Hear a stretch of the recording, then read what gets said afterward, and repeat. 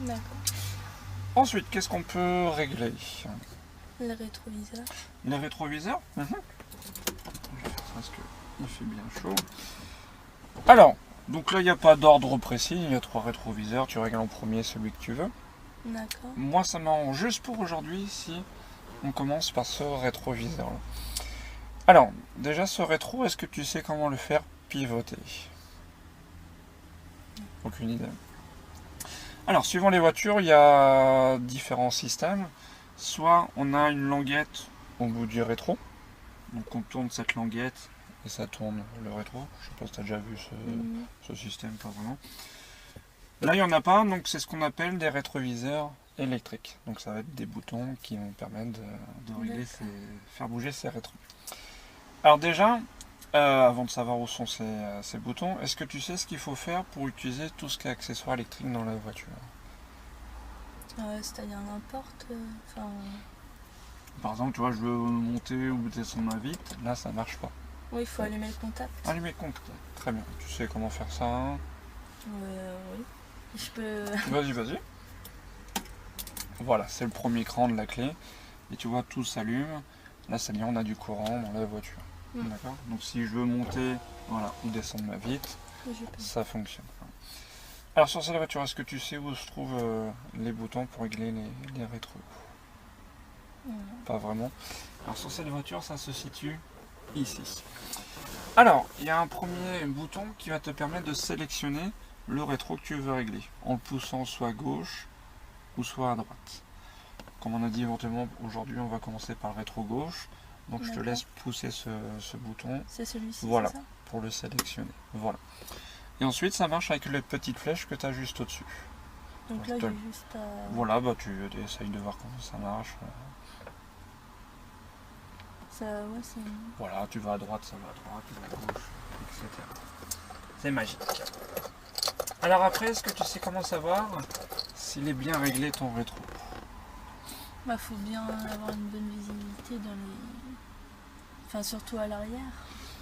Donc un rétroviseur, oui, hein, ça sert donc principalement de voir ce qui se passe à côté de nous. Est-ce que ça sert à voir notre voiture? Spécialement, c'est plus ceux de derrière. Voilà. Oui, notre voiture, elle est rouge, c'est super, mais c'est pas trop ce qui nous intéresse. Donc ce qui nous intéresse, c'est de voir le plus possible ce qui se passe sur les côtés.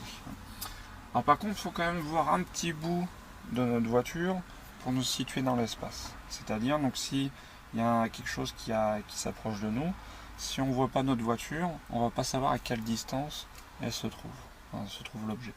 Si jamais donc on voit le bout de notre voiture, là on va pouvoir estimer un petit peu plus les distances. Donc je vais te montrer une photo. C'est meilleur qu'une explication.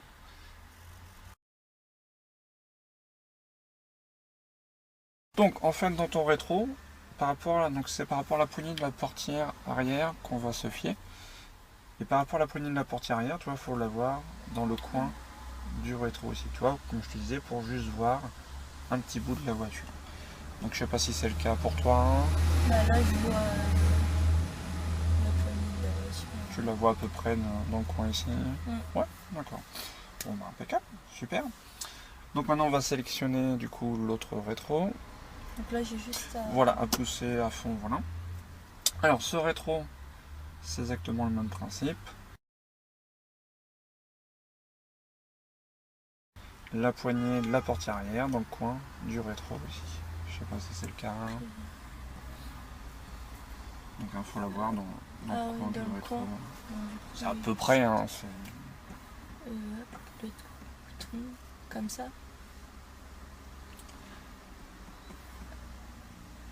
Alors le problème les rétros, c'est la seule chose je peux pas te dire c'est bon, c'est pas bon, parce que j'y ai pas tes yeux. Il faudrait que je me mette vraiment à ton... Voilà, moi je peux là, juste... c'est plus dans l'angle, c'est ça qu'il faut faire. C'est à peu près ici. À peu près. Oui, bah là, c'est bon. Je vois bien là. Voilà, tu vois un petit bout de la voiture, et puis tu vois bien ce qui se passe sur le côté. Ouais, voilà. D'accord, c'est pour millimètre près. Du coup, tu peux remettre le petit truc au milieu. Voilà. Donc après rétroviseur intérieur, donc le tien ce sera toujours celui du haut. Celui-ci c'est pour moi. Donc lui c'est manuellement avec les deux mains, hein, plus avec les deux mains, parce qu'avec une main tu vas voir c'est pas trop évident. Alors comment savoir s'il est bien réglé ce rétro? Bah si on a une bonne visibilité à l'arrière aussi. D'accord. Et grâce à quoi on voit ce qui se passe derrière? Grâce à la vitre arrière. Tac. Donc en fait il faut essayer de voir le plus possible la vitre arrière dans le rétro. Parce que si tu vois le plafond, ouais, ça va pas trop nous intéresser. Si tu vois les sièges, pareil. Donc je sais pas si c'est le cas. Non, c'est bon. Ouais, c'est bon. Si je fais ça. Non. Ah non, c'est pas bon. Non. Donc je te laisse essayer.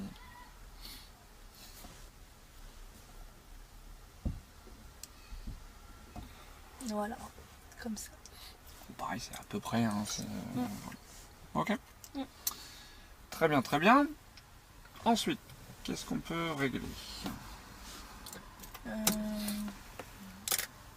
Il y a le volant aussi, je crois. Il y a le volant qu'on peut régler. Très bien. Est-ce que tu sais sur cette voiture, c'est quelle manette qui permet de détacher le volant, entre guillemets? C'est pas dessous le... Ouais. Alors tu vas voir, tu essayes avec ta main gauche, en dessous du volant. Voilà, quelque part par là, tu l'as. Il y a une manette. Voilà. Donc tu la tires vers toi. N'hésite pas à forcer, parce que voilà.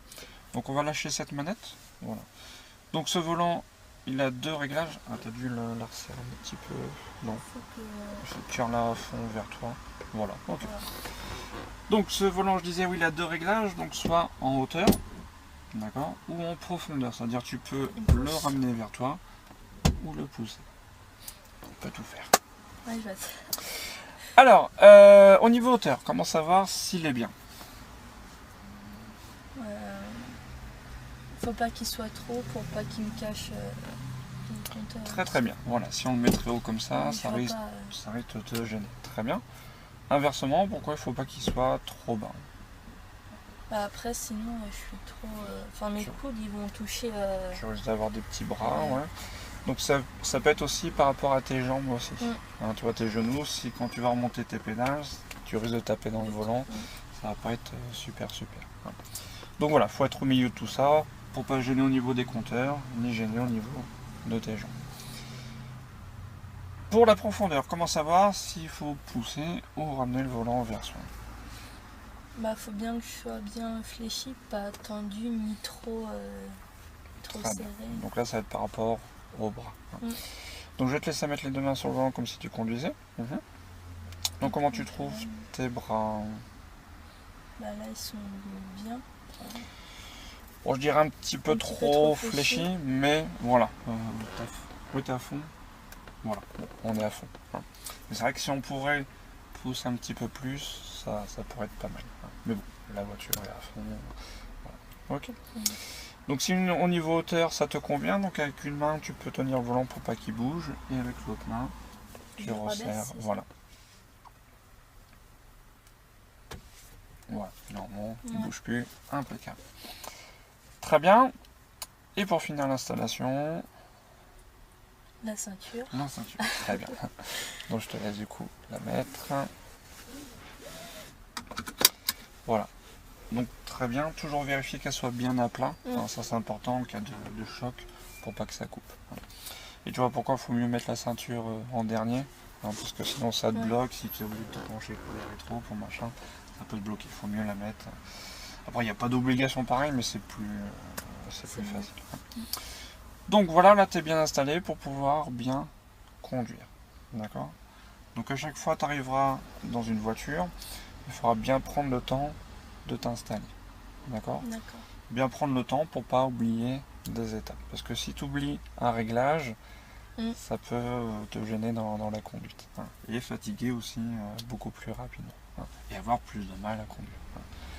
Donc s'il faudra prendre 5 minutes à chaque fois pour bien t'installer, eh bien on prendra 5 minutes. D'accord? Ça c'est le b.a-ba de la conduite, c'est déjà une bonne installation. Si tu es mal installé, déjà tu auras plus de difficultés. Donc on prend son temps. Ok? D'accord. Parce que même nous qui on est habitué à conduire, moi des fois je reprends la voiture derrière les élèves, moi je prends le temps de tout régler. Alors, forcément moi je mets beaucoup moins de temps parce que je suis habitué, mais je fais tout, je fais le réglage hauteur, avancé, dossier, appui-tête, je fais tout. Hein. Parce que si je suis installé comme ça ou comme ça va être compliqué. Même si je suis habitué à conduire, je vais pas me sentir à l'aise. Hein. Bon, donc tu m'as dit que tu avais conduit juste une fois la voiture, hein, donc tu n'as jamais conduit sur la route, tout ça. Donc ce qu'on va faire dans un premier temps, tu vas utiliser le volant et les clignotants. D'accord? C'est moi qui m'occupais des pédales et de la boîte de vitesse. D'accord? Ça te convient pour l'instant? Ouais. Alors forcément avant de partir, on va voir tout ça, comment ça fonctionne. Alors déjà avant ça, est-ce que tu sais comment mettre en route le moteur?